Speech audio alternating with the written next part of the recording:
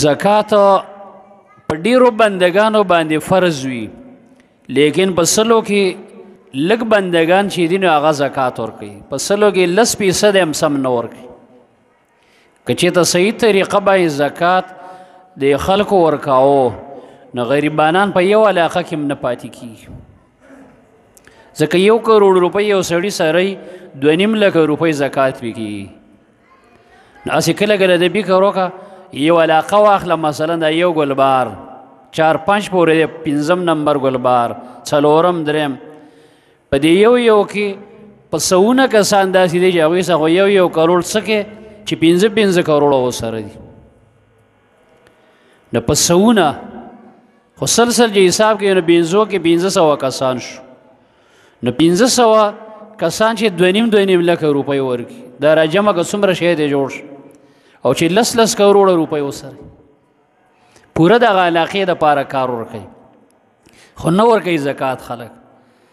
بعضې خلک داسې په سلسل ورکوي، بعضې خلک چې چا به یې کوټه قرضونه وي و یاره دا مې هغه زکات کې ورته پرېښوست چې هغه نه راوځي، ډېر ستمې نه وي، بعضې هغې کې دغې کې. بعضې خلک په خپله خوښه چې د لوښي موښي یو شی بل شی ولري، هلکه دې کې تملیک شر دی، هغه سړي ته بیا ورکې. بعضې خلکو سره ګودامونو کې زړې کپړې مپړي هغه زکات کې ورکړي، هغه د الله حکم کې هم داسې چون شیرا طریقې سره کار کوي.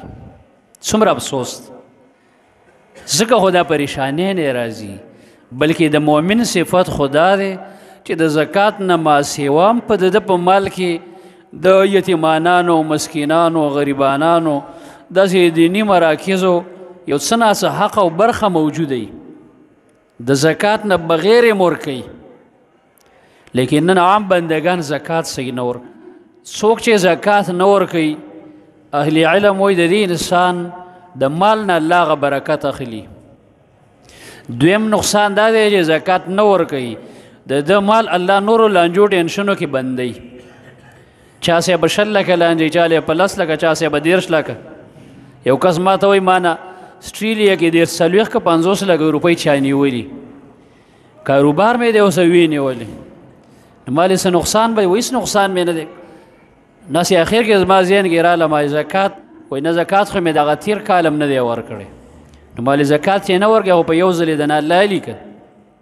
کله کله خلکو ته راجمع کړي کروړونه چې خبر شي 2 کروړه ده ورکړي، 3 ده څه دپاره وایي؟ کاروبار دپاره. هغې راجمع کړي ټولې والي ایسته یې ورک شي. همدغه خلک د دې کروړونو نه هغه 2.5 لکه زکات هم صحیح نه ورکوي، الا من رحم ربک. بس الله به داسې افت راولي، یو کس یې راجمع کړي سیټ یې ویسي، کله د ډبل شا په شکل کې او کله په بل شکل کې.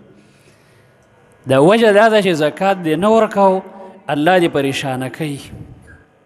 مال نه یې صدقه نه کوله، الله دې مال کې هغه برکات کموي. نو نبی صلی الله علیه وسلم وایي کوم قوم چې زکات نه ورکاو، الله رب العالمین په دې باندې بارانونه بندوي، د عذاب بارانونه وي، بې ټیمه بارانونه وي.